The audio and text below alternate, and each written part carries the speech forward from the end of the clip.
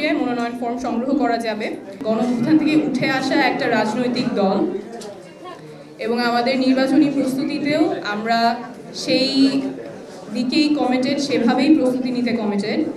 আমরা সবসময় নতুন ধারার রাজনীতির কথা বলেছি, আমরা সবসময় বলেছি আমরা একটা নতুন ধরনের রাজনীতি গড়ব।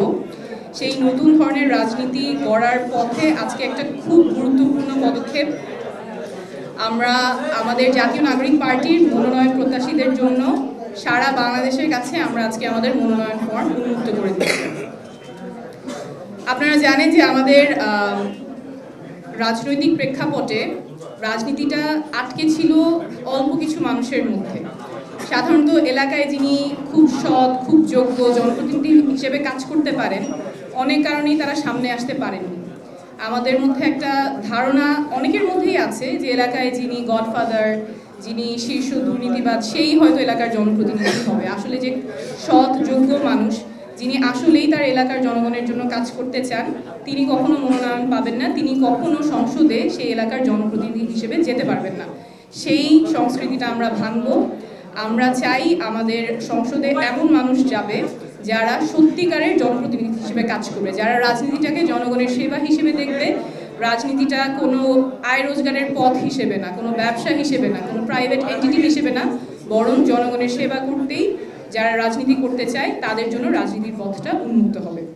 সেই উদ্দেশ্যে আমরা আজকে নির্বাচন পরিচালনা কমিটি থেকে এই প্রেস ব্রিফিংয়ে 3টা মাধ্যমে আমাদের মনোনয়ন সংগ্রহ করতে পারবেন এবং আমাদের আহ্বান থাকবে আপনাদের যারা আজকে এই প্রেস ব্রিফিং দেখছেন, পরবর্তীতে দেখবেন, আপনাদের এলাকার যেই মানুষটা সবচেয়ে সৎ, সবচেয়ে যোগ্য, আপনাদের কথা সংসদে তুলে ধরতে পারবেন, তাকে উদ্বুদ্ধ করবেন আমাদের মনোনয়ন ফর্ম সংগ্রহ করার জন্য। জাতীয় নাগরিক পার্টির পক্ষ থেকে এটা কমিটমেন্ট, সবচেয়ে যোগ্য প্রার্থীটাকেই আমরা মনোনয়ন দিব।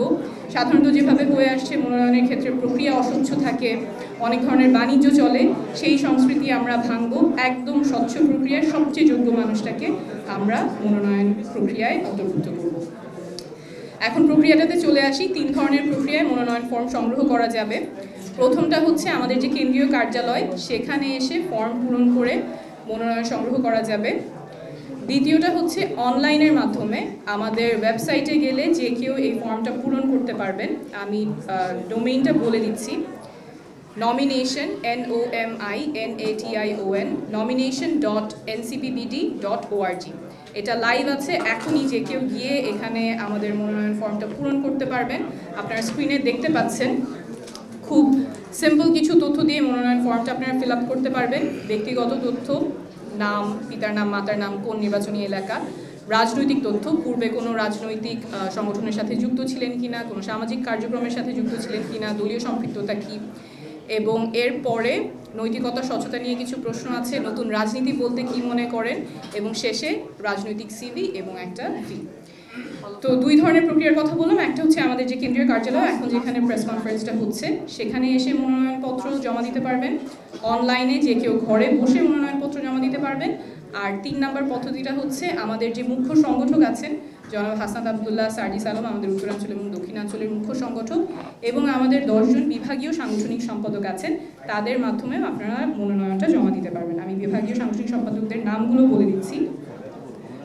রংপুর বিভাগে আতিক মুজাহিদ, রাজশাহী বিভাগ ইমরান ইমন, সিলেট বিভাগে এতেশাম হক, ময়মনসিংহ বিভাগে আশিকিন আলম, ঢাকা বিভাগে সাইফুল্লাহ হায়দার, ফরিদপুর বিভাগ নিজামউদ্দিন, চট্টগ্রাম বিভাগ SM সুজাউদ্দিন, কুমিল্লা বিভাগ মোহাম্মদ আতাউল্লাহ, খুলনা বিভাগ ফরিদুল হক এবং বরিশাল বিভাগে অ্যাডভোকেট মুজাহিদুল ইসলাম শাহীন। এই 3টা প্রক্রিয়ার মাধ্যমে আপনারা ফর্মটা জমা দিতে পারবেন। আমরা চাই রাজনীতিতে এমন নেতৃত্ব আসুক যারা সত্যিকারের জনপ্রতিনিধি হবেন এবং এলাকার মানুষের কথাগুলো বলবেন। আগের মতো যেই রাজনৈতিক সংস্কৃতি ছিল সেই সংস্কৃতিটা ভেঙে সত্যিকারের জনগণের প্রতিনিধি আমরা এই প্রক্রিয়ার মাধ্যমে উঠিয়ে আনতে চাই।